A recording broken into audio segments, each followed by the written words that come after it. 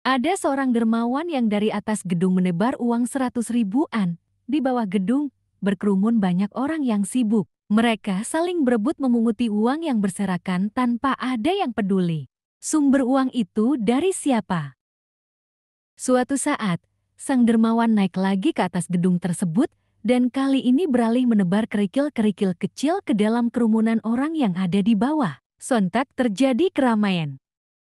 Ada yang terkena di kepala, bahu, tangan, punggung, dan anggota tubuh lainnya. Mereka panik dan marah, menengadah ke atas, berusaha mencari tahu dari mana sumber dari kerikil-kerikil tersebut dijatuhkan. Itulah sikap dari kebanyakan manusia. Saat berkah hal yang menguntungkan datang, semua sibuk tanpa peduli siapa yang memberi. Dan sedikit sekali yang mampu berterima kasih dan mau mengucap syukur atas keberkahan tersebut. Namun saat masalah datang, maka semua akan spontan mencari sumber masalah dan biang keroknya.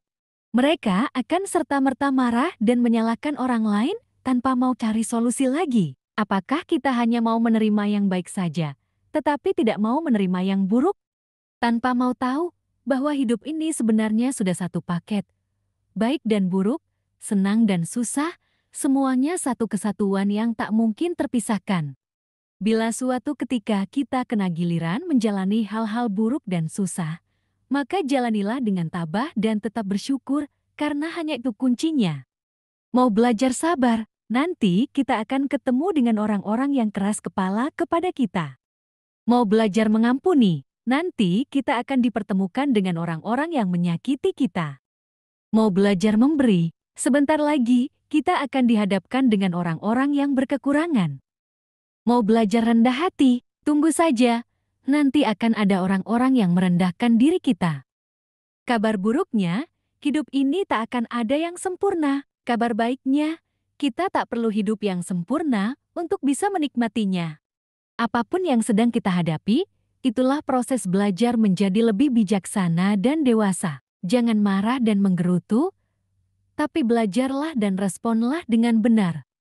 Hidup adalah proses pembelajaran, dan pembelajaran hanya bisa diperoleh pada situasi yang tidak sesuai harapan kita, bukan saat kita dalam kenyamanan.